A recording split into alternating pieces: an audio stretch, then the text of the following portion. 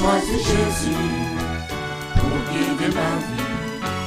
Mon bien-aimé Jésus, il est à moi, je suis à lui. J'ai choisi Jésus pour guider ma vie. Mon bien-aimé Jésus, il est à moi, je suis à lui. J'ai choisi Jésus pour guider ma vie. Mon bien-aimé Jésus, il est à moi, je suis à lui.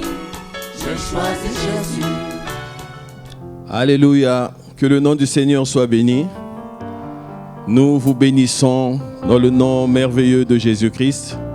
Vous qui nous suivez à distance et les bien-aimés qui êtes présents au milieu de nous. Nous sommes toujours dans la même joie, la joie d'être en présence de notre roi, la présence de notre Seigneur. Nous voulons élever son nom au travers de ce temps. Nous voulons le glorifier parce qu'il mérite la louange et la gloire. Si nous sommes là, c'est par sa grâce. Aucun de nous ne dira qu'il est trop fort ou bien c'est lui qui maîtrise sa santé ou son physique pour qu'il soit là. C'est la grâce de Dieu qui nous a permis d'être là. Nous allons élever la voix vers lui afin de le bénir, afin de lui rendre grâce, lui témoigner de notre amour pour tout ce qu'il fait dans nos vies. Seigneur, nous te bénissons, nous te rendons grâce. Merci, Papa, pour ta fidélité. Merci pour ton amour infini. Parce que, Seigneur, c'est cet amour-là qui t'a conduit à la croix. Seigneur, nous voulons, Seigneur, te dire merci. Merci pour le souffle de vie. Merci pour tout ce que tu fais, Seigneur, dans nos vies. Seigneur, nous implorons ta présence au milieu de nous. Nous avons besoin de toi. Viens, Seigneur, prendre le contrôle de toutes choses au milieu de nous. Viens nous assister.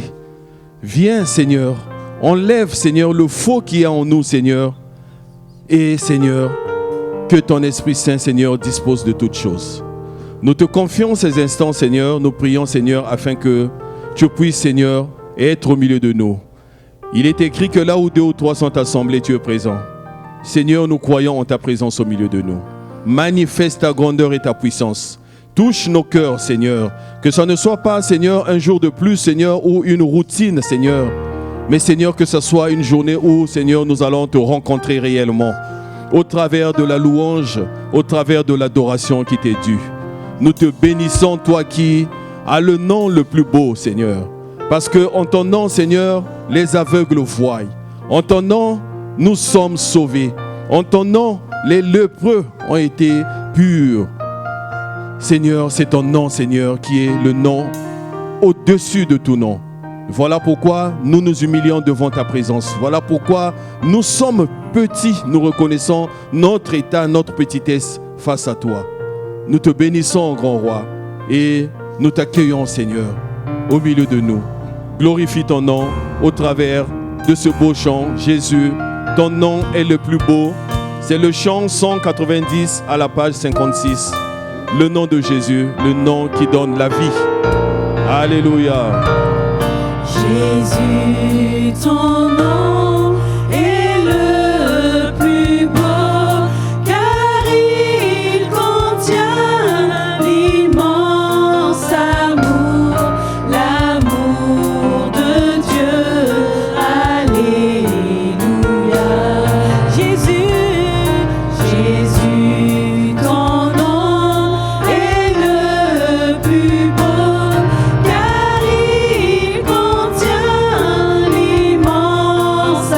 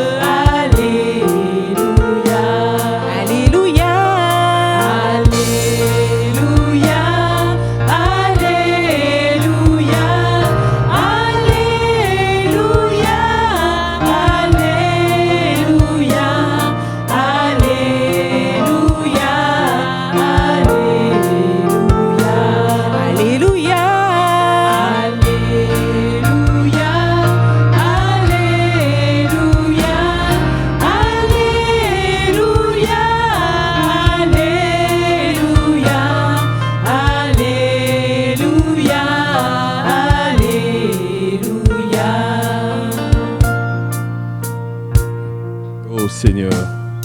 C'est vrai, Seigneur, que ton nom, Seigneur, contient un immense amour, Seigneur. Ton nom, Seigneur, c'est le nom, Seigneur, qui nous donne la vie. Seigneur, nombreux ont des noms puissants. Nombreux ont des noms de référence, mais ne peuvent rien faire. Seigneur, aujourd'hui, face, Seigneur, à une attaque démoniaque, on ne peut pas prononcer le nom de Mitterrand ou de Chirac. Seigneur, le diable, Seigneur, va en rire. Mais ton nom est le nom le plus puissant. Seigneur, ton nom, Seigneur, fait trembler, Seigneur, les ténèbres. Ton nom est glorieux. Voilà pourquoi nous sommes là, Seigneur, à te louer, à t'adorer. Seigneur, nous nous attendons à toi parce que nous savons que tu es un Dieu tout-puissant. Seigneur, nous nous attendons à toi parce que c'est toi qui transformes nos vies. Rien qu'en ton nom, Seigneur, nous avons été transformés, Seigneur. Seigneur, on nous a parlé de toi, Seigneur. Comme, Seigneur, à cette époque, Seigneur, où les apôtres te rencontraient.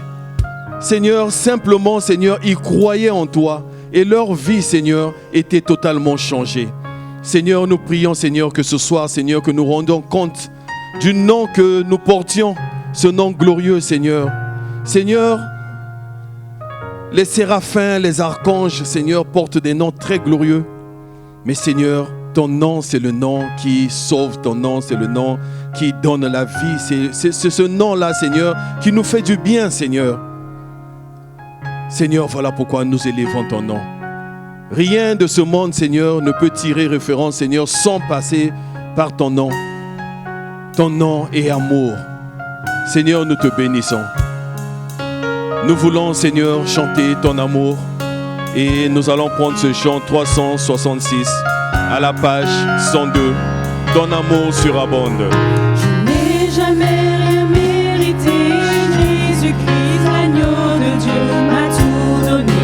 Oh Dieu, mon cœur t'aime. Je n'ai jamais rien mérité. Je t'ai offensé par mon orgueil et ma rébellion si profonde. Mais ton amour pour moi surabonde. Grâce à toi ma délivrance est profonde. Je ne peux rien mériter, c'est pourquoi à toi je confie ma vie. Oh Dieu, je t'aime, Seigneur, je t'adore.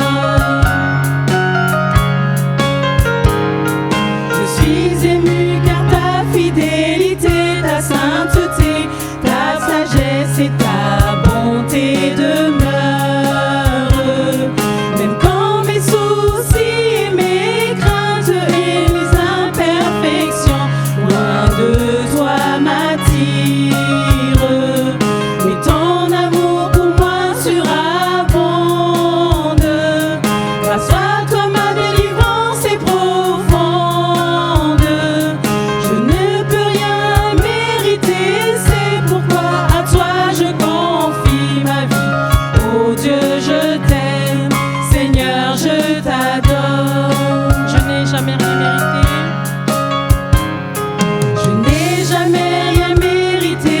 Jésus-Christ, l'agneau de Dieu, m'a tout donné. Oh Dieu, mon cœur t'aime. Je n'ai jamais rien mérité. Je t'ai offensé par mon orgueil et ma rébellion si profonde. Mais ton amour pour moi surabonde. Grâce à toi ma délivrance est profonde. Je ne peux rien mériter, c'est pourquoi à toi je confie ma vie. Oh Dieu, je t'aime, Seigneur, je t'adore. Mais ton amour pour moi surabonde. Grâce à toi ma délivrance est profonde. Je ne peux rien mériter, c'est pourquoi à toi je confie ma vie. Oh Dieu, je t'aime, Seigneur, je t'adore. Mais ton amour pour moi surabonde. Grâce à toi ma délivrance est profonde. Je ne peux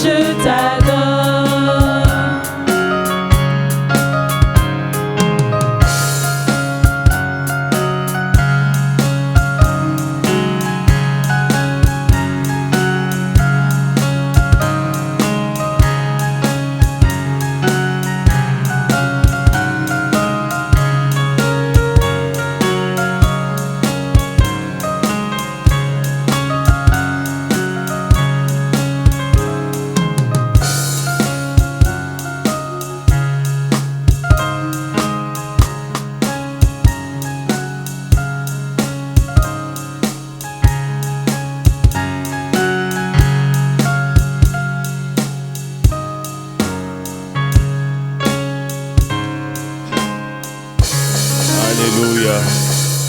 C'est la vérité. Je n'ai rien mérité, Seigneur. Je n'ai pas mérité, Seigneur. Et Seigneur, nous n'avons pas mérité ton amour, Seigneur. Seigneur, tu as donné ta vie à la croix, alors que nous, Seigneur, nous étions, Seigneur, mais vraiment des pécheurs, Seigneur. Seigneur, qui, Seigneur, doit se glorifier ici, Seigneur? L'apôtre Paul nous exhorte que celui qui se glorifie doit se glorifier de connaître Dieu et non pas se glorifier par rapport à son intelligence et non pas se glorifier par rapport à sa beauté, par rapport à sa vie de réussite sur cette terre, mais qui se glorifie de connaître Dieu. Seigneur, c'est vrai, Seigneur, que nous négligeons souvent ce côté-là, Seigneur, où tu as vraiment donné ta vie. Seigneur, tu avais la capacité de ne pas donner cette vie-là, Seigneur, parce que tu as ressuscité les morts, tu as fait des choses, Seigneur, que nul n'a pu, Seigneur, refaire sur cette terre. Mais ce sacrifice ultime que tu as fait, Seigneur, nous a donné la vie. Seigneur, nous sommes reconnaissants, Seigneur, pour cet amour, Seigneur, qui surabonde en nous. Nous te bénissons, ô grand roi. Bien-aimé, il est écrit dans Romains 5:8, Dieu prouve son amour envers nous en ce que, lorsque nous étions encore des pécheurs, Christ est mort pour nous. Bien-aimé, ce passage-là nous montre vraiment quel est l'amour que Dieu a porté pour nous. Nous étions pécheurs, lui il est mort pour nous. Qui peut faire ça? Et au travers de ce chant que nous venons de chanter, que son amour surabonde, réalisant vraiment la grâce que nous avons. Nous ne méritions rien. Ce n'est pas parce que nous avons fait des efforts, nous nous sommes habillés, nous sommes venus là, et que ça fait des années nous sommes dans le Seigneur, nous n'avons rien mérité. C'est vraiment une grâce. Nous allons prier que le Seigneur nous aide à comprendre et à mesurer la grâce au nom de Jésus.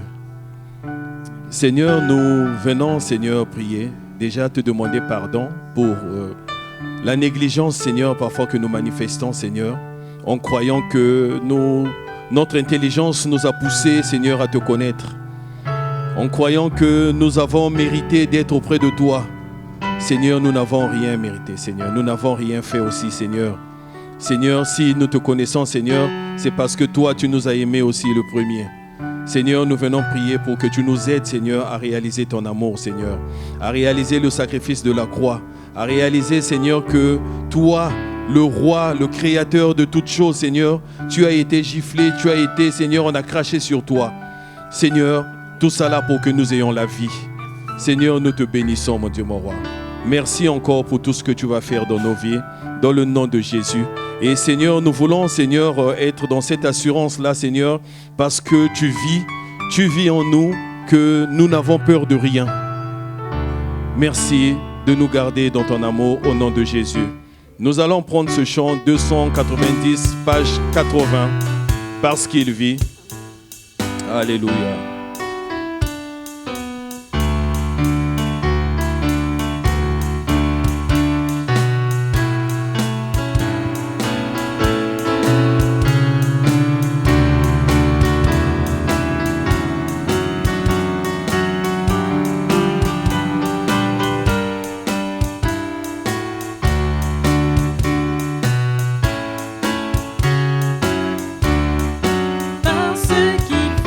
Parce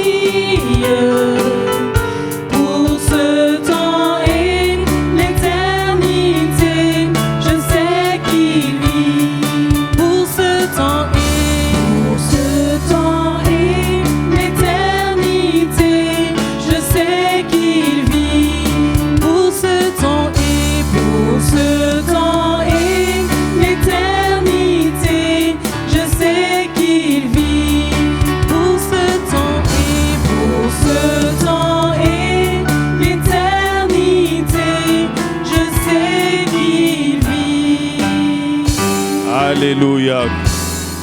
Il vit, bien-aimé. Alléluia. N'ayons pas peur de l'ennemi, n'ayons pas peur de tout ce que nous pouvons rencontrer dans cette vie-là. Le Seigneur est présent dans nos vies, il suffit de lui faire confiance. Dans le psaume 23, il dit « Même dans la vallée de l'ombre de la mort, je ne crains aucun mal. Ta houlette et ton bâton me rassurent. » Bien-aimé, le diable veut parfois nous déstabiliser. En nous faisant comprendre, il nous met la peur. En fait, le but, c'est qu'on perde la foi. Gardons la foi au Seigneur Jésus-Christ, parce que lui, il n'abandonne point. Dans le psaume 46, il est écrit « Dieu est pour nous un refuge et un appui, un secours qui ne manque jamais dans la détresse. » Soyons rassurés qu'entre ses mains, rien ne peut nous arriver. Faisons-lui simplement confiance. Nous allons prier que le Seigneur nous aide à avoir confiance en notre Seigneur Jésus-Christ. Quelles que soient les tempêtes, quels que soient les problèmes, faisons confiance que la solution, le problème est déjà réglé. D'avance, nous allons prier le Seigneur pour que cette confiance-là règne dans nos vies, dans nos cœurs, au nom de Jésus. Seigneur, nous venons prier, Seigneur, pour que tu nous aides, Seigneur, à te faire confiance. Des fois, il y a des situations qui nous dépassent, Seigneur, nous perdons la foi. Mais nous prions, Seigneur, pour que tu nous donnes cette force-là, Seigneur, de tenir et de croire en toi. Seigneur, augmente-nous la foi, Seigneur, telle, Seigneur, était la prière des apôtres. Seigneur, ils t'ont augmenté, ils t'ont demandé de leur augmenter la foi. Seigneur, manifeste ta grandeur dans nos vies, Seigneur. Nous refusons, Seigneur, qu'il y ait des arrière-pensées, des idées négatives, Seigneur, alors que celui qui est en nous est plus fort que celui qui est dans ce monde. Que nous puissions croire, Seigneur, en ta supériorité. Que nous puissions croire, Seigneur, que tu peux régler tous les problèmes, Seigneur. Aucun problème, Seigneur, ne peut ne pas trouver une solution vers toi, Seigneur. Seigneur, tous ceux qui t'ont approché, Seigneur, ont trouvé une solution, Seigneur. Seigneur, Zachée t'a cherché, Seigneur, il a eu la solution, Seigneur. Bartimée, Seigneur, a crié à toi, il a trouvé la solution. Seigneur, qu'est-ce que tu n'as pas pu régler, Seigneur? Ces 4 amis, Seigneur, qui ont fait descendre, Seigneur, leur ami paralytique, Seigneur, par le toit, ils ont trouvé la solution. Ce paralytique, Seigneur, a marché. Seigneur, nous croyons en toi, Seigneur. Nous nous attendons à toi, Seigneur. Manifeste ta grandeur, Seigneur. Nous te bénissons, ô grand roi. Béni soit ton nom. Nous allons prendre ce chant, voyez de quel amour le Père nous a aimés. C'est le chant 405 à la page 111.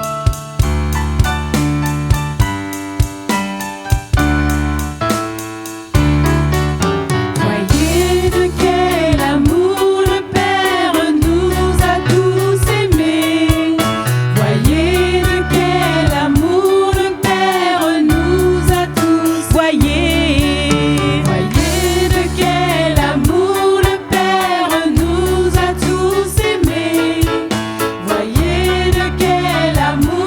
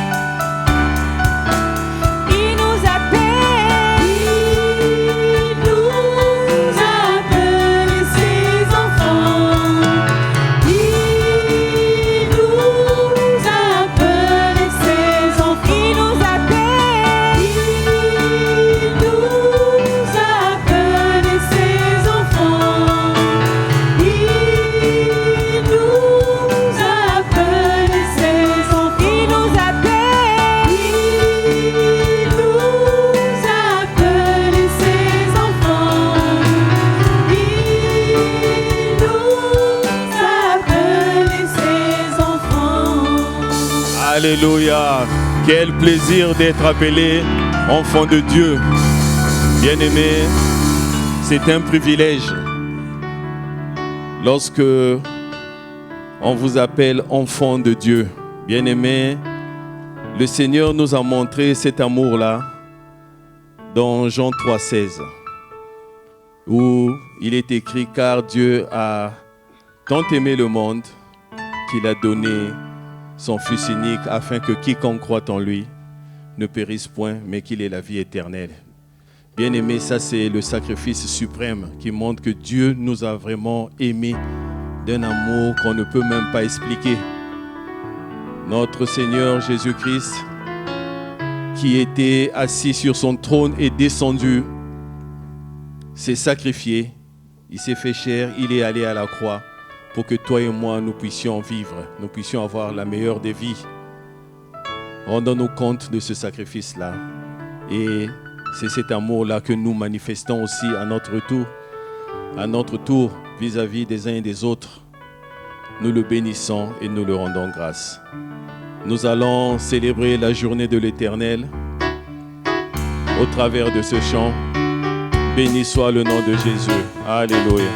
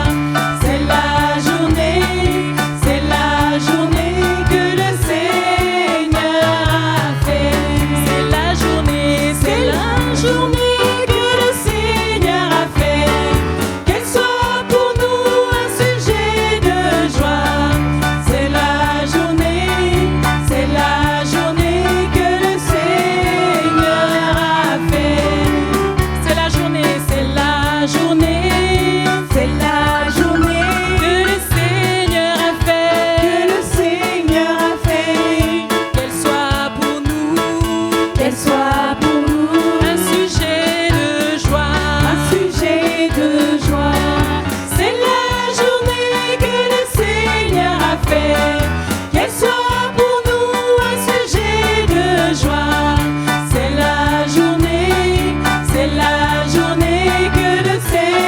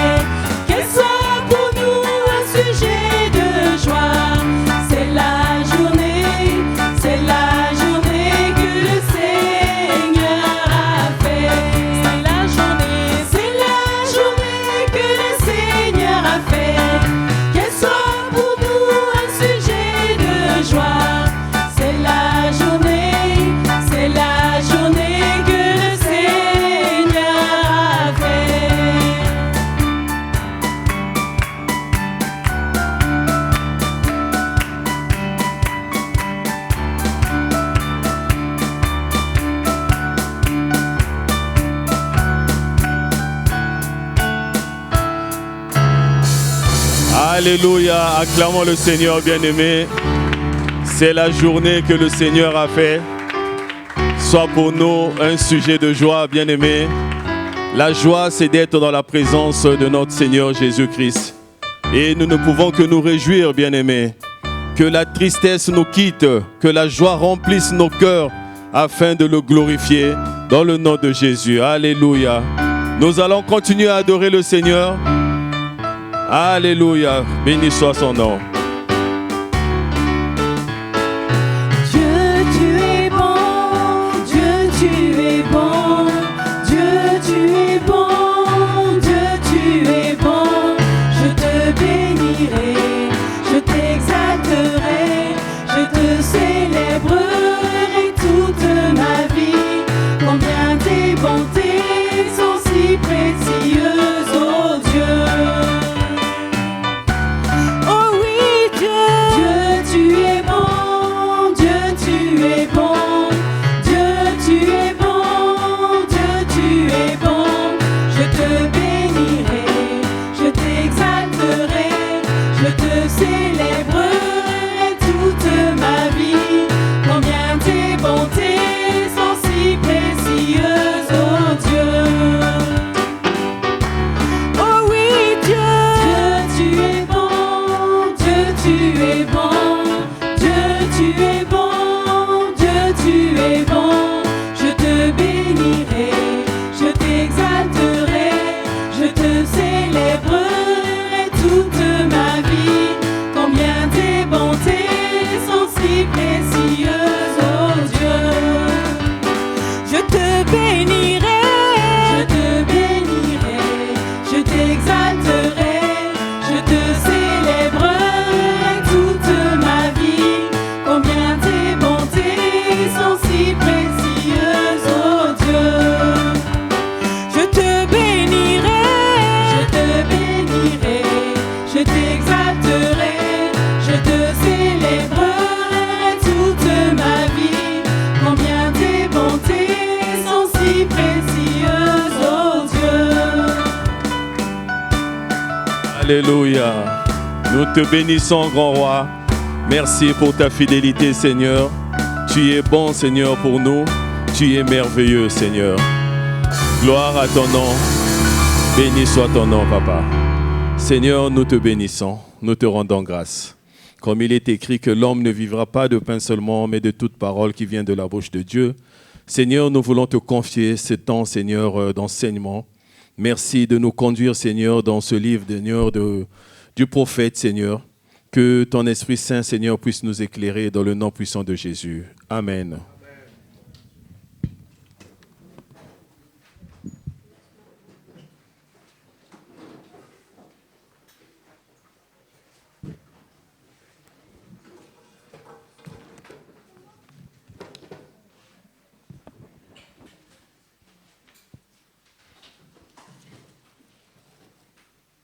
Gloire à Dieu. Nous allons continuer dans le livre de Joël, les chapitres 2 et 3. Donc la fois dernière, nous avons parlé du premier chapitre qui était une complainte très très forte de Dieu qui suppliait les gens de se repentir. C'est-à-dire que Dieu était dépassé lui-même par l'insensibilité des humains face aux événements. Il venait de subir une grande invasion de sauterelles assortie d'une sécheresse. Et malgré ça, les gens ne se disaient pas peut-être que c'est le jugement de Dieu, et il fallait que le prophète demande au sacrificateur de se bouger, de montrer l'exemple en pleurant, en criant en Dieu, en reconnaissant le tort du peuple.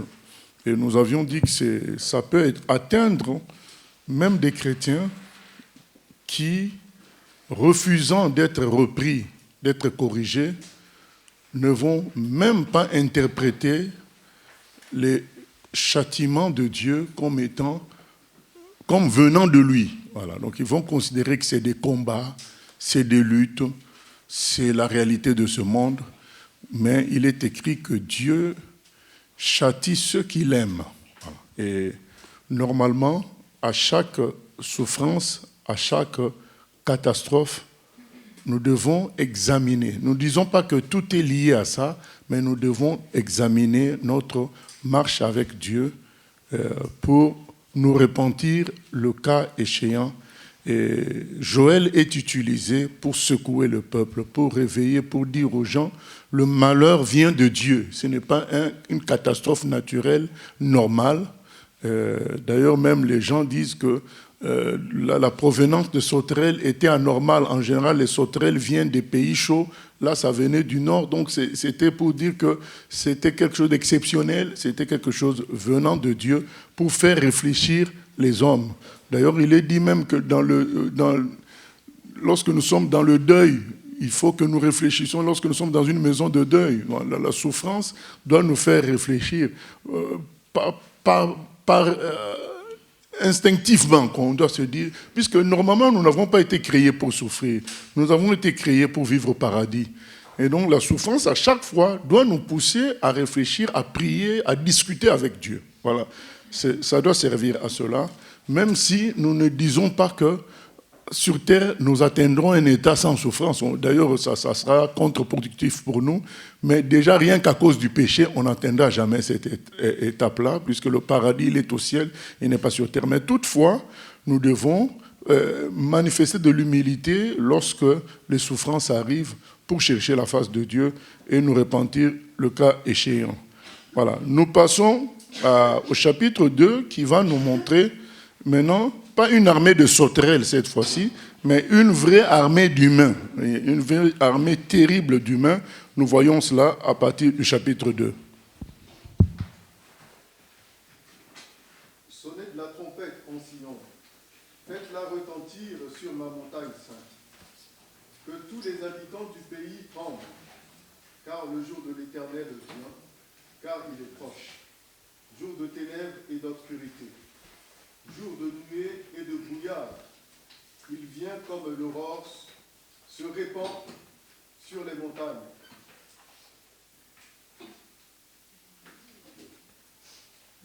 Voici un peuple nombreux et puissant, tel qu'il n'y en a jamais eu, et qu'il n'y en aura jamais dans la suite des âges. Devant lui est un feu dévorant, et derrière lui une flamme brûlante. Le pays était auparavant comme un jardin d'Éden, et depuis, c'est un désert affreux. Rien ne lui échappe. À les voir, on dirait des chevaux, et ils courent comme des cavaliers. À les entendre, on dirait un bruit de chars sur le sommet des montagnes, où ils bondissent. On dirait un pétillement de la flamme du feu, quand elle consume le chaume. C'est comme une armée puissante qui se prépare au combat. Devant eux, les peuples tremblent, tous les visages pâlissent. Ils s'élancent comme des guerriers. Ils escaladent les murs comme des gens de guerre. Chacun va son chemin sans s'écarter de sa route. Ils ne se pressent point les uns les autres. Chacun garde son rang. Ils se précipitent au travers des traits sans arrêter leur marche. Ils se répandent dans la ville, courent sur les murailles, montent sur les maisons, entrent par les fenêtres comme un voleur. Devant eux, la terre tremble, les cieux sont ébranlés, le soleil et la lune s'obscurcissent, et les étoiles retirent leur éclat. L'Éternel fait entendre sa voix devant son armée, car son camp est immense, et l'exécuteur de sa parole est puissant. Car le jour de l'Éternel est grand, il est terrible. Qui pourra le soutenir ? Voilà donc le prophète qui prédit maintenant le jour de l'Éternel, c'est-à-dire la fin du monde. Il dit le jour de l'Éternel sera terrible. Et il sera précédé de ce qu'on est en train de lire, d'une armée qui va envahir. Une armée va envahir Israël. C'est ce qui est écrit ici, c'est ce qui est écrit dans Ézéchiel 38, c'est ce qu'on va lire encore chez les autres prophètes, dans Zacharie, il y a une armée qui vient du nord. Dans Ésaïe aussi, c'est dit, voilà, dans Ésaïe, on parle de l'Assyrien. Donc il y a une armée, ici on ne dit pas du nord, mais comme c'est à peu près le même événement, donc nous savons dans d'autres textes que cette armée vient du nord. Cette armée est immense. Comment nous savons que c'est vraiment l'armée de la fin? C'est écrit au verset 2, jour de ténèbres et d'obscurité, jour de nuée et de brouillard. Il vient comme l'aurore se répand sur les montagnes. Voici un peuple nombreux et puissant, tel qu'il n'y en a jamais eu et qu'il n'y en aura jamais dans la suite des âges. Donc il n'y a jamais eu un peuple aussi nombreux, des soldats aussi nombreux qui viennent se battre, et il n'y en aura plus jamais. Donc ça sera la dernière attaque que va subir Israël. Et nous savons, conformément à Ézéchiel 38, que c'est la guerre de Gog et Magog. Donc c'est la même guerre. On voit des convergences entre ce qu'Ézéchiel dit et ce que nous lisons là. C'est qu'il y aura une grande armée. Et on nous a montré d'abord les sauterelles. Et quand on nous parle de cette armée, c'est à peu près comme les sauterelles, finalement. Le même nombre. On disait de ces sauterelles qu'ils avaient des dents de lion. Et cette armée, on dit d'elle qu'elle couvre tout l'espace. Et c'est comme si l'événement de sauterelles était annonciateur de la réalité beaucoup plus difficile de l'armée qui allait envahir Israël. Et ce, prophétiquement, donc dans la fin des temps sera précédée de cette invasion d'Israël par une armée très, très, très puissante. Maintenant, qu'est-ce qui est dit de cette armée au verset 11? L'Éternel fait entendre sa voix devant son armée. On dit que finalement, cette armée, c'est voulu de Dieu. Ça concorde avec le livre de Joël, dans d'autres endroits où Dieu dit qu'il rassemblera toutes les nations sur la vallée, dans la vallée de Josaphat pour combattre son peuple. Voilà, c'est vraiment la main de Dieu. Qu'est-ce que nous pouvons comprendre à partir de là? Que nous devons faire attention à tout attribuer au diable. Même quand c'est le mal, ce n'est pas toujours que le diable. Le diable ne peut être que parfois un instrument. Cette armée vient contre le peuple de Dieu, mais on dit que c'est l'armée de Dieu. C'est écrit au verset 11, « L'Éternel fait entendre sa voix devant son armée, car son camp est immense et l'exécuteur de sa parole est puissant. » L'exécuteur de sa parole, c'est cette armée-là qui rassemble beaucoup de nations, qui va essayer d'attaquer Israël, car le jour de l'Éternel est grand, il est terrible, qui pourra le soutenir? Oui, question? Oui, pasteur, est-ce qu'on peut comprendre au chapitre 2, comme le verset 1, que ça reste un jugement de Dieu? Oui, c'est ça. C'est la même chose. Voilà, oui, en fait. C'est la même chose. Ok. Donc, puisqu'on dit que cette armée, c'est l'armée de Dieu, alors qu'on voit bien que c'est pas, comment dire, ce ne sont pas les gens de Dieu, ce sont les ennemis de Dieu. Mais Dieu se sert d'eux. Et donc, on peut comprendre que c'est le dernier jugement pour les amener à la repentance? Amener qui à la repentance? Israël. Oui. Ah oui, c'est ça le but. D'ailleurs, le verset 12 va nous le montrer. Le but, puisque les gens ne comprennent rien du tout. Donc, on leur envoie les sauterelles, ils ne se répandent pas. On leur envoie toutes sortes de malheurs, ils ne se répandent pas. Et bien maintenant, c'est la dernière armée, une armée très très puissante. C'est ce qui va se passer. Pour nous, les chrétiens, ça va se passer 3 ans et demi. Donc après, quand l'Antichrist va rompre l'alliance, mais c'est ça qui va se passer, parce que les Juifs vont en ce moment-là se réveiller par l'Esprit de Dieu. Et Satan va utiliser cette armée-là pour créer, et Dieu va se servir de ça. Satan va vouloir éliminer Israël, mais Dieu va se servir de ça pour réveiller une dernière fois. En fait, c'est l'appel à la dernière repentance. C'est le dernier coup dernier coup de souffrance que Dieu va permettre, mais sans pour autant que son peuple soit éliminé. Voilà. Il y aura une grande partie qui va mourir, mais tout le monde ne va pas mourir. Et nous continuons donc verset 12. Maintenant encore, dit l'Éternel, revenez à moi de tout votre cœur, avec des jeûnes, avec des pleurs et des lamentations. Déchirez vos cœurs et non vos vêtements, et revenez à l'Éternel, votre Dieu, car il est compatissant et miséricordieux, lent à la colère et riche en bonté, et il se repent des maux qu'il envoie. Qui sait s'il ne reviendra pas et ne se repentira pas, et s'il ne laissera pas après lui la bénédiction, des offrandes et des libations pour l'Éternel, votre Dieu? Sonnez de la trompette en Sion, publiez un jeûne, une convocation solennelle, assemblez le peuple, formez une sainte réunion, assemblez les vieillards, assemblez les enfants, même les nourrissons à la mamelle, que l'époux sorte de sa demeure et l'épouse de sa chambre. Qu'entre le portique et l'autel pleurent les sacrificateurs, serviteurs de l'Éternel, et qu'ils disent: L'Éternel, épargne ton peuple, ne livre pas ton héritage à l'opprobre, aux railleries des nations. Pourquoi dirait-on parmi les peuples, où est leur Dieu? Voilà. Pourquoi dirait-on parmi les peuples, où est leur Dieu? Dieu lui-même, à travers le prophète, est en train de donner la manière de prier aux gens. C'est vraiment le Nouveau Testament qui s'accomplit. Nous sommes sauvés par grâce. Tout vient de Dieu. Donc même prier Dieu, c'est inspiré par lui-même. Il explique au prophète comment les gens doivent prier pour toucher son cœur à lui-même. Voilà, c'est ça. Il dit, il fait réunir les vieillards, les jeunes, tout le monde. Priez parce que vous êtes dans une situation négative, vous êtes dans une situation grave.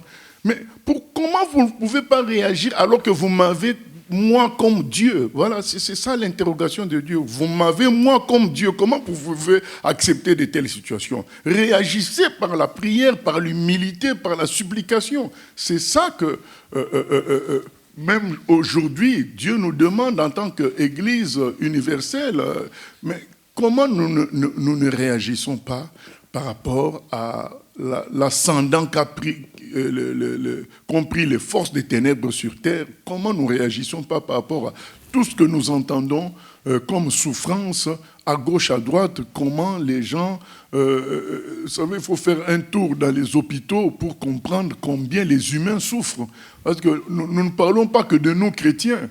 Nous parlons de toute l'humanité. Par exemple, la forfaiture du Covid... toutes ces choses-là, ça doit nous faire réagir pour dire jusqu'à quand, Seigneur, tu vas te cacher? Donc nous voulons que tu réagisses, que tu te manifestes. Nous voulons que les Iraniens soient sauvés. Comment nous pouvons rester tranquilles alors que la Chine est en train de faire des exploits technologiques et économiques et donne l'impression qu'elle a tout maîtrisé? Voilà, nous devons nous dire non, c'est Jésus qui est le Seigneur, ce n'est pas la Chine, ce n'est pas la technologie, ce n'est pas l'intelligence artificielle. Il faut qu'il y ait une réaction. Voilà. Et donc, il y a un appel à réagir. Et Dieu lui-même donne la façon de prier. Il dit, mais finalement, les gens, en vous regardant, ils vont se poser la question, est-ce que vous avez vraiment, votre Dieu tel que vous le concevez, est-ce qu'il est vraiment comme ça? Est-ce que vous avez vraiment un Dieu? C'est ça la finalité. Les gens finissent par dire, mais est-ce qu'ils ont vraiment un Dieu tel qu'ils le disent? On partage les mêmes souffrances, les mêmes galères, les mêmes maladies. Où est la différence? Dans les Actes des Apôtres, il est dit que les peuples, même s'ils aimaient peut-être pas les chrétiens, mais ils les craignaient. Ils les craignaient et ils restaient à l'écart en voyant le maximum d'amour qu'il y avait entre chrétiens. Ça avait atteint un autre niveau en voyant la gloire. C'était comme si tu approchais les chrétiens, tu risques de brûler même physiquement, tellement il y avait la gloire. C'est ça que nous demandons. Nous ne demandons pas d'être les premiers financièrement, les premiers dans les postes ministériels. Nous demandons que les gens voient la lumière et le feu de Dieu à travers nous. Voilà, c'est ça qui manque. Nous devons réagir. Nous ne devons pas... aujourd'hui, nous voyons des chrétiens, dès qu'ils ont une maison, dès qu'ils ont un bon boulot, c'est comme s'ils ont réalisé leur rêve. Non, notre rêve, c'est les Actes des Apôtres. C'est de voir la gloire de Dieu se manifester à nouveau clairement de voir Jésus agir. J'ai entendu l'histoire d'un chrétien qui était en secret en Égypte. Lui, il était comme on dit en anglais, undercover. En français, on dit que c'est infiltré. Voilà, un chrétien infiltré qui ne voulait. C'est un missionnaire plutôt, un missionnaire infiltré. Il était dans le marché du Caire, en train de prier seulement pour que la gloire de Dieu se manifeste, mais il n'avait pas affiché qu'il était clairement chrétien. Mais il était missionnaire. Donc dans sa stratégie, pour le moment, c'était la prière au marché de Caire, nouer des contacts. Un jour, il y a une dame qui vient lui dire, mais écoute, je viens pour que tu m'enseignes la Bible. Oh, lui, il est en couverture. Il est... voilà. Il me dit, mais pourquoi vous me demandez à moi de vous enseigner la Bible? Il a dit, mais Jésus, je l'ai vu hier, et il m'a montré toi, avec tes lunettes, là, si tu étais à côté de lui, il a dit que c'est toi qui allais m'enseigner la Bible. Vous voyez? Donc, là où les gens ont soif, les choses se passent. Donc, quelqu'un qui quitte peut-être l'Amérique, qui quitte une belle maison, de belles conditions, il quitte le McDo, toutes ces choses-là, pour aller au marché du Caire. Vous savez, le Caire, c'est... Est-ce que vous avez déjà entendu le mot grouiller? Voilà, c'est ça. C'est dans des villes comme ça, comme le Caire, vous allez voir un grouillement d'humains dans la rue. Voilà, comme les Kinshasa, les Douala, c'est des villes où vous voyez des embouteillages des humains à pied. Voilà, c'est des villes pareilles.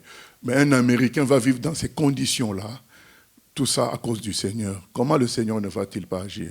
Voilà, donc il faut qu'on réagisse, qu'on dise mais non, nous ne pouvons pas accepter les choses ainsi, parce que les gens finiront par dire, est-ce que notre Dieu est réel? Est-ce que nous ne sommes pas en train de suivre du vent, comme l'apôtre Pierre dit, des fontaines sans eau? Voilà. Oui. Il y a une question sur le chat, donc l'internaute veut savoir, est-ce que c'est de ce même temps dont parle Jésus dans Matthieu 24, 20 à 21? Matthieu 24, 20 à 21, oui. Ça dit quoi?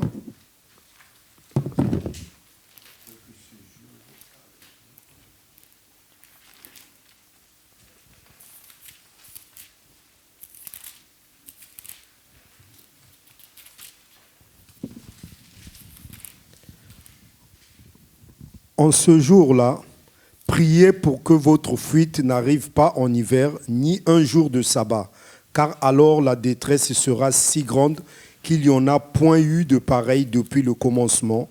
Oui, ce sont ces jours-là, mais là, il parle aux Juifs. Oui, c'est ça.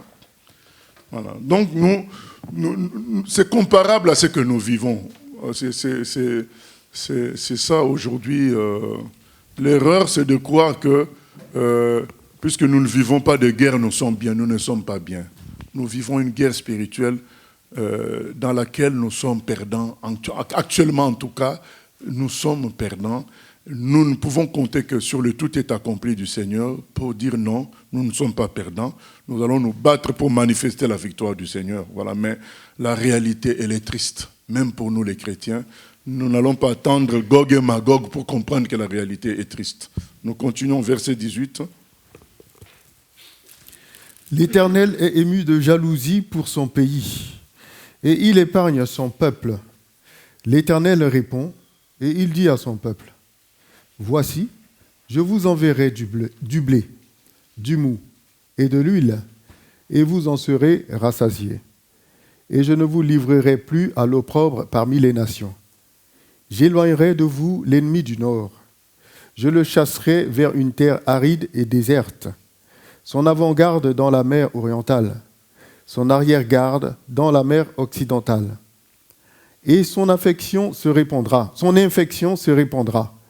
sa puanteur s'élèvera dans les airs, parce qu'il a dit de grandes choses. Terre, ne crains pas, sois dans l'allégresse et réjouis-toi, car l'Éternel fait de grandes choses. Bêtes des champs, ne craignez pas, car les plaines du désert reverdiront, car les arbres porteront leurs fruits. Le figuier et la vigne donneront leur richesse.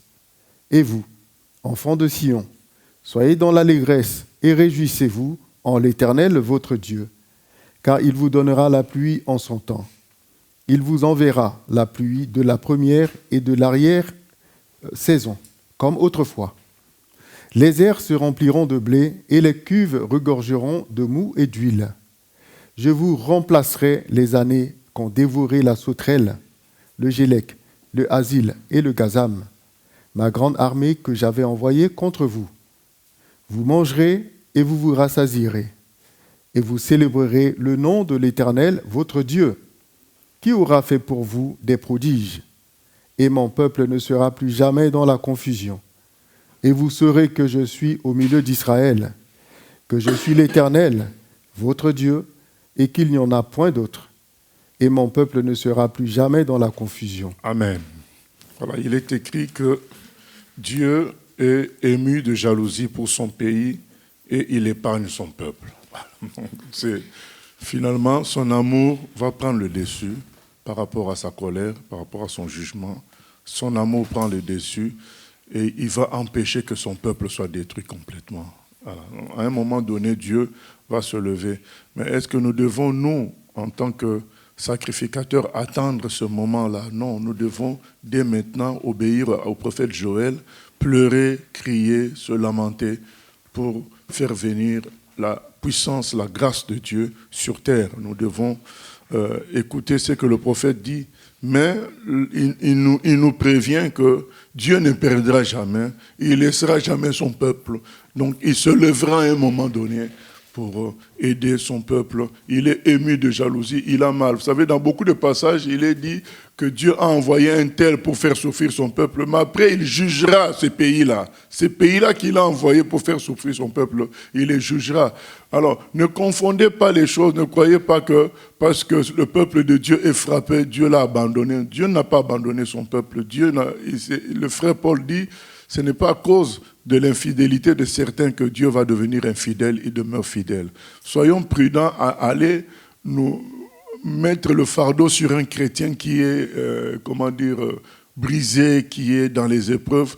Toi, tu viens aussi rajouter, comme si, voilà, Dieu l'a abandonné, on peut se permettre tout. C'est ce que les gens font par rapport à Israël. Les gens se permettent tout parce qu'ils se disent que c'est pas le peuple de Dieu, ainsi de suite.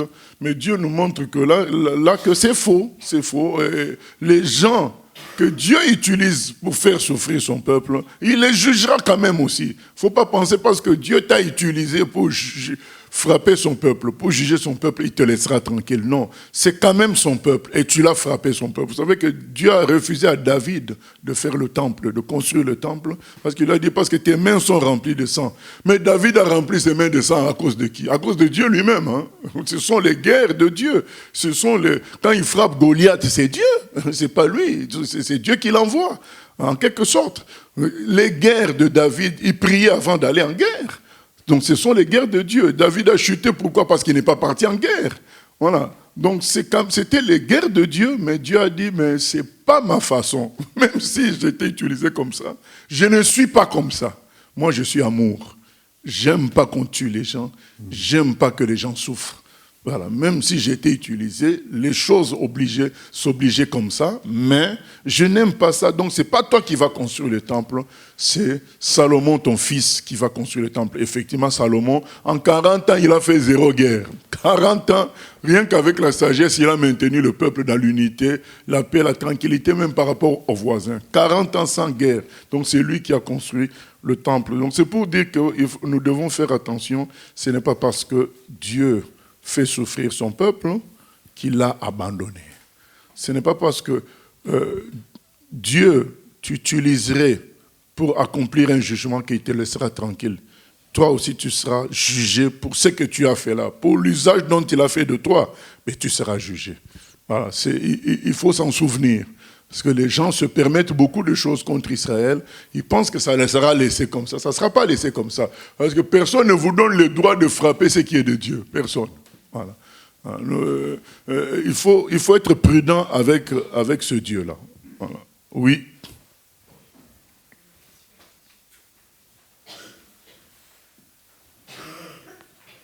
Est-ce qu'on peut dire que Dieu a fait quelque chose? Est-ce que Dieu a tout, il permet tout, c'est lui qui permet tout ce qui se passe. Alors on sait le résultat de la Shoah, c'est-à-dire que ça a permis justement la naissance d'Israël. Bon, ça c'est une version, on ne peut pas faire de ça une conséquence directe. Voilà, on ne peut pas. On peut dire oui, ça a contribué aussi, mais on ne peut pas dire que c'est à 100% ça. Parce que les Juifs commençaient déjà à revenir en Israël. Donc c'est ce qu'on verra en deuxième émission, vendredi prochain, sur l'émission Questions et Réflexions, la naissance de l'Israël moderne.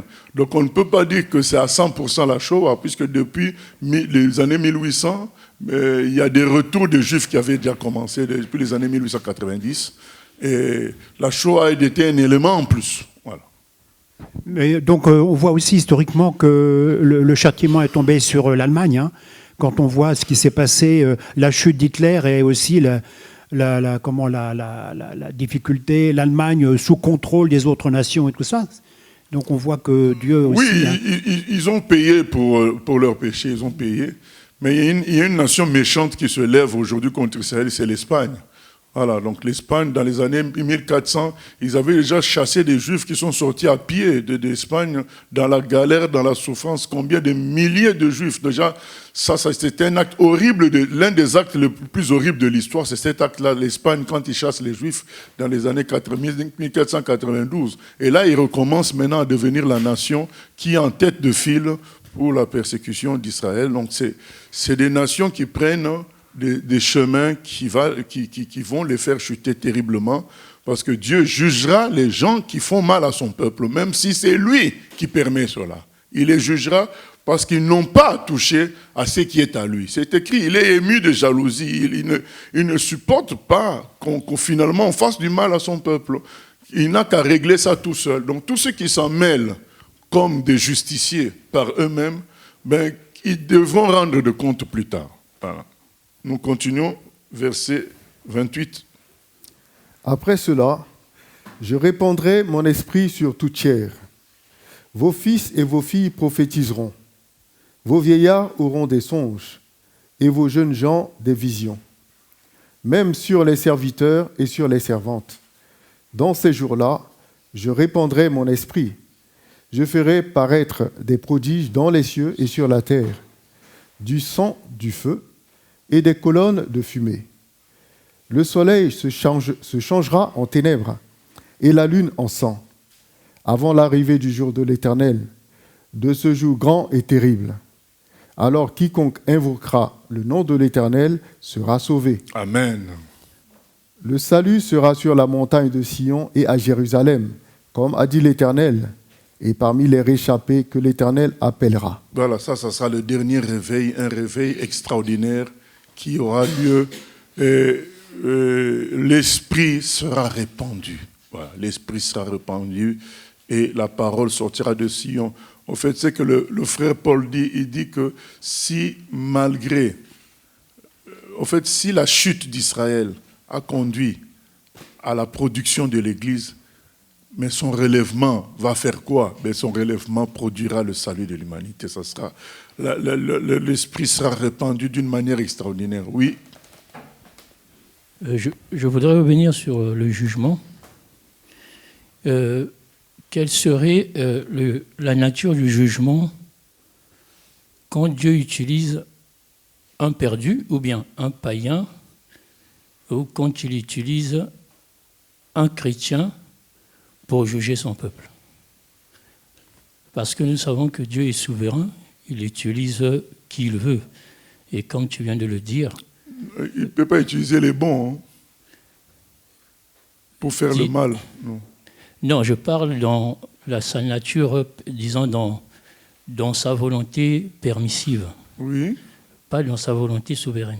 Dans sa volonté permissive, le bon peut aussi... un chrétien peut aussi, disons, faire du mal à un autre chrétien. Le Seigneur observe quand même. Maintenant, oui, mais ce n'est pas le Seigneur qui l'a utilisé, c'est la faiblesse du chrétien. D'accord. Bon. Parce que David a été utilisé.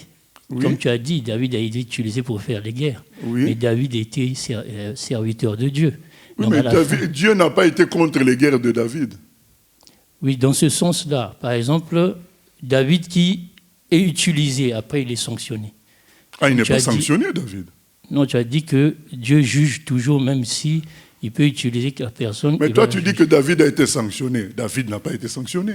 Bon, dans le sens où il n'a pas construit le temple. Ce n'est pas une sanction, c'est juste que Dieu a voulu manifester que, comme tu as fait les guerres, c'est incompatible avec la construction du temple, c'est compatible avec ma nature profonde.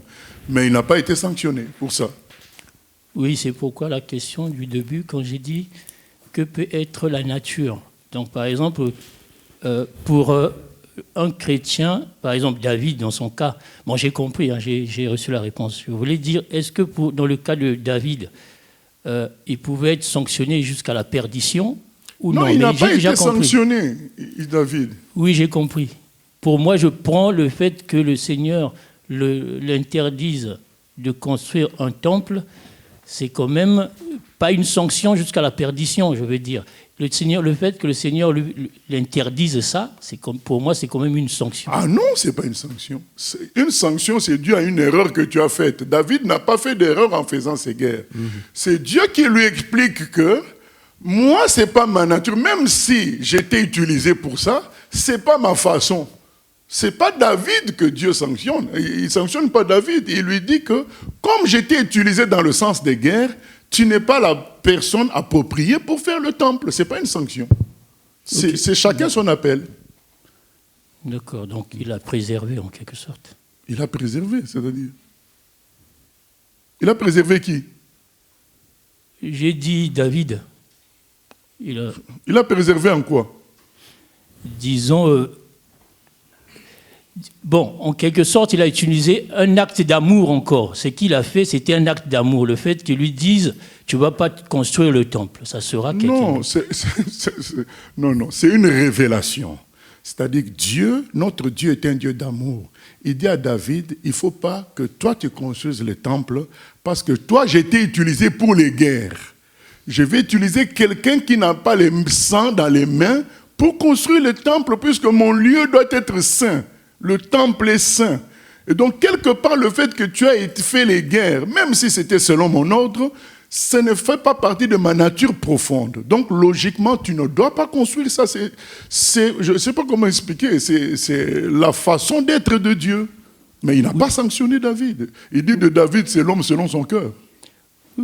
J'ai compris, tu as dit, il n'a pas sanctionné. Là, je suis revenu sur le point. Disons, j'ai dit... Je pense qu'il l'a préservé. En fait, dans le sens de nous tous, par exemple, nous, on peut être chrétiens, on fait quelque chose pour Dieu, et à la fin, on se dit que je vais faire telle chose, et on voit que Dieu bloque. On peut se dire, mais pourquoi il bloque? Pourtant, vous voyez, donc c'est dans ce sens-là que je dis, bon, je comprends par exemple... Mais préserver, c'est si David allait faire une chute en construisant le temple, donc il a préservé. C'est pas ça, c'est pas dans ce sens-là. Donc Dieu peut préserver un chrétien en disant que s'il te laisse prendre tel chemin, tu finiras mal. Donc il te préserve. Ça, c'est préservé. Mais David, ce n'est pas le cas. De David, Dieu a voulu révéler sa nature profonde qui est une nature d'amour. C'est pourquoi il a préféré que ce ne soit pas David qui construise le temple. C'est juste ça. Est-ce qu'on peut dire, le cas de David, le fait que Dieu ait décidé ainsi, c'est aussi à peu près le même amour que Dieu a utilisé pour Moïse. Le fait qu'ils disent qu'il ne va pas...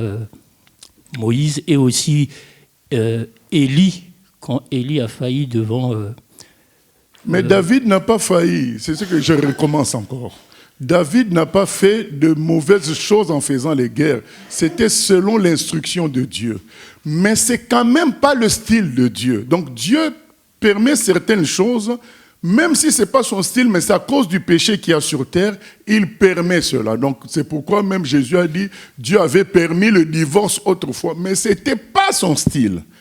En Jésus, il a redressé les choses.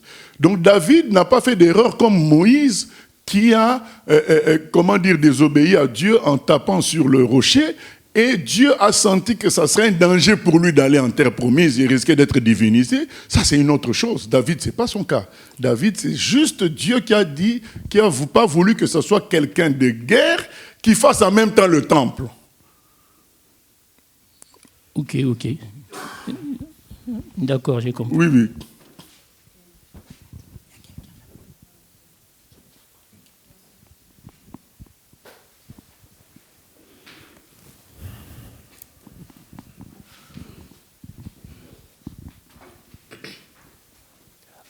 Dans l'Ancien Testament, pourquoi Dieu ne faisait pas en sorte que les populations avec qui il était en guerre se convertissaient tout simplement au judaïsme, comme les Philistins, etc.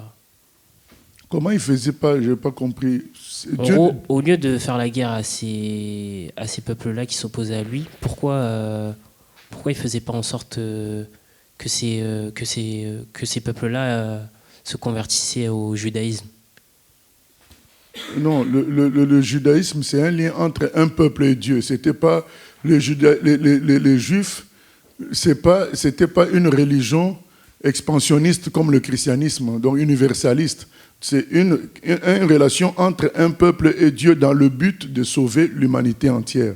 Donc, en ce moment-là, Dieu s'est servi d'Israël pour montrer qu'il est le véritable Dieu.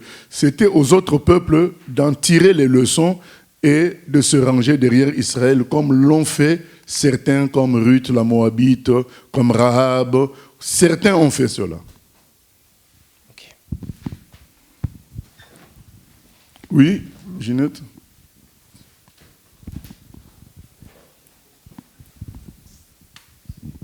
Quand on regarde Joël 2, 28, ça dit « Je répandrai mon esprit sur toute chair ». Bon, on connaît ce verset-là, mais l'Église va être enlevée. Et est-ce que le Saint-Esprit va être enlevé parce que l'Église va être enlevée? Non, le Saint-Esprit ne sera jamais enlevé. Le Saint-Esprit, c'est Dieu. Il est Dieu. Ah. Dans la version anglaise, le verset qui a fait croire aux gens que le Saint-Esprit sera enlevé, c'est dans Thessaloniciens, quand on dit que jusqu'à ce que celui qui le bloque soit enlevé. Mais en anglais, c'est écrit put out of the way. Donc c'est enlevé de la trajectoire du diable. Ce n'est pas l'enlever de l'endroit. Voilà, c'est pas pareil, quoi. OK. Donc, après qu'il y ait l'enlèvement, l'Église, elle est au ciel avec Jésus. Et qui évangélise? C'est des anges qui évangélisent les personnes. Qui évangélise qui? Les non-chrétiens qui sont restés sur la terre. Il y a il y a des chrétiens qui vont louper l'enlèvement, ça c'est un. Oui. Et deuxièmement, la parole sortira de Sion. Il y aura un réveil en Israël. C'est ce qu'on est en train de lire. La parole sortira de Sion. Les Juifs commenceront à comprendre que c'est Jésus qui est le Seigneur. Et voilà. C'est ce réveil-là dont on est en train de parler là. D'accord. Mais Pierre a utilisé quand même ce verset pour nous, le jour de la Pentecôte. Il a cité ce verset-là de Joël. Il dit, comme Joël avait dit, comme j'ai l'habitude de le dire, les prophéties s'accomplissent périodiquement. Donc ça peut s'accomplir un moment, mais la plus grande, c'est toujours à la fin. Le plus grand accomplissement, c'est toujours à la fin des temps. Tout ce que nous vivons comme prophétie trouvera sa grandeur, sa largeur, sa profondeur qu'à la fin des temps. C'est là-bas que tout va s'accomplir. Même le plus grand réveil, ça sera en ce moment-là. L'Esprit va se manifester clairement. La parole sortira d'Israël. Et là, ça sera vraiment un réveil extraordinaire. Pour les gens, premièrement, juifs, et ensuite, eux avec le Saint-Esprit, vont témoigner à toutes les autres. Ils vont témoigner, oui. OK.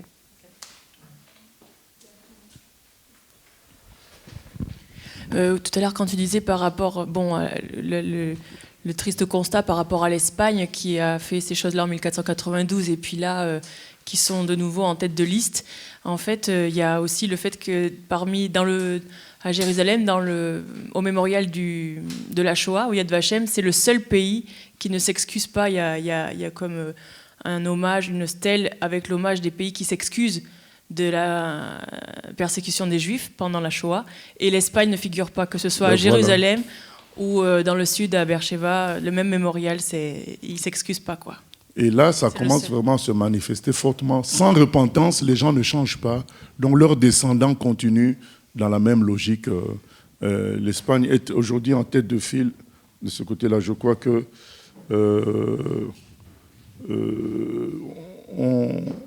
il nous reste peu de temps, donc on ne peut pas. On va continuer le chapitre 3 la fois prochaine, oui. Oui, il y a des questions Internet. Donc, l'Internet demande dans Acte 2.15, c'est dit que Joël 3.1 est accompli. Mais ça devait être accompli après les souffrances décrites précédemment. Comment comprendre ça, vu qu'on n'a pas encore vu l'Assyrien? Dans Acte 2.15. On va lire alors, Acte 2.15.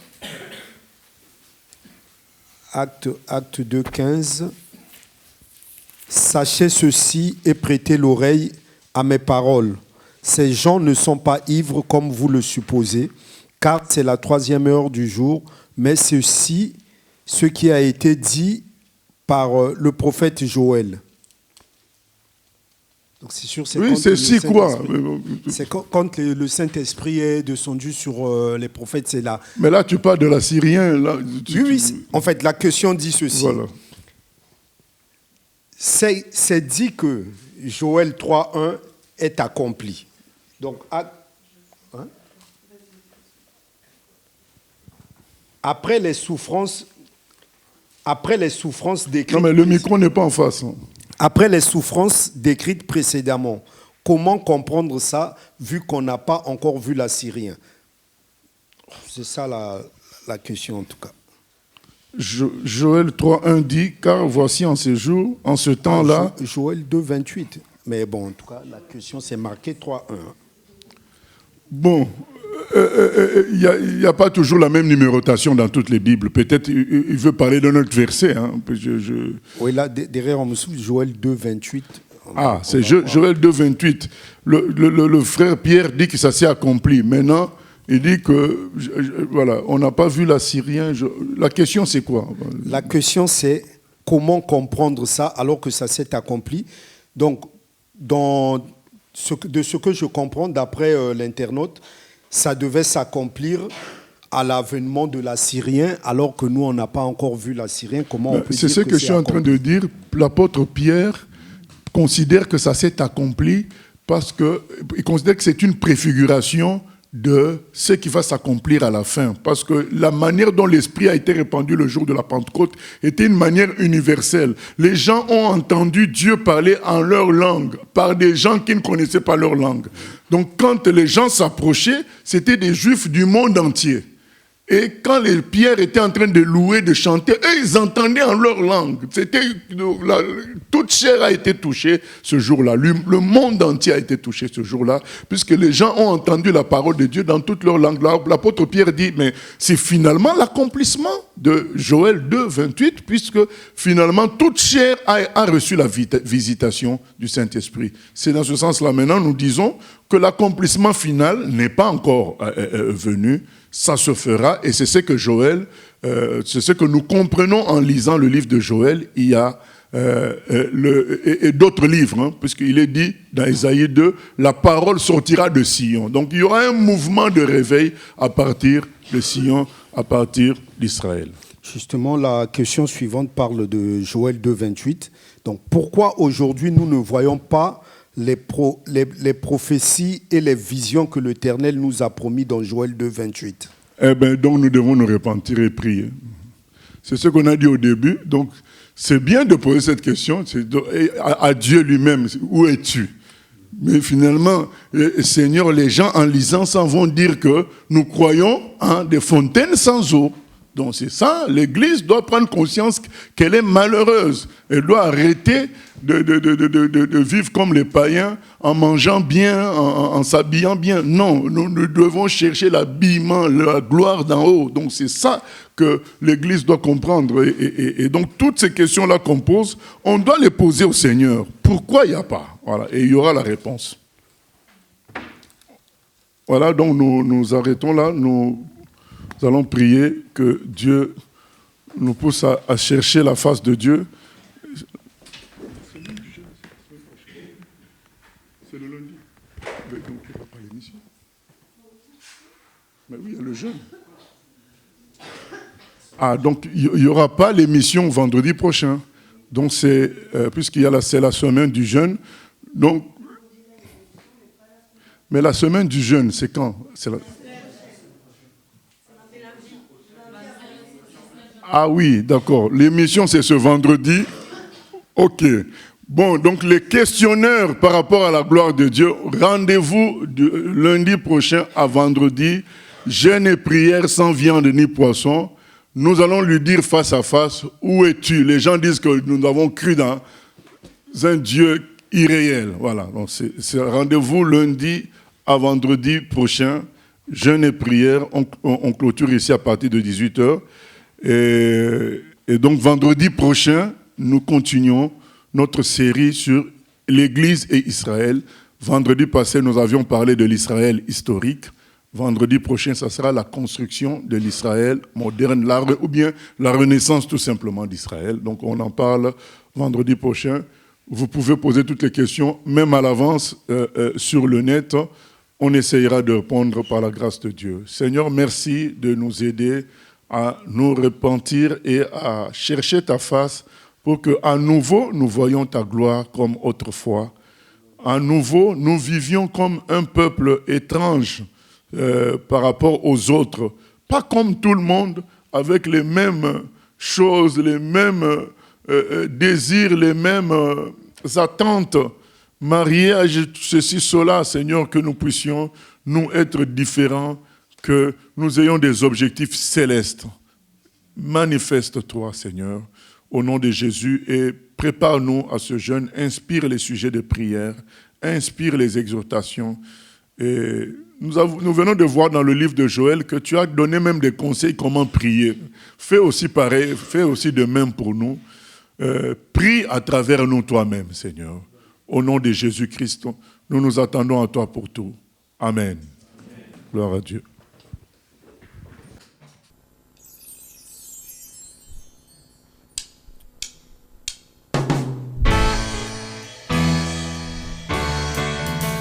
J'ai choisi Jésus pour guider ma vie. Mon bien-aimé Jésus, il est à moi, je suis à lui. J'ai choisi Jésus pour guider ma vie. Mon bien-aimé Jésus, il est à moi, je suis à lui. J'ai choisi Jésus pour guider ma vie.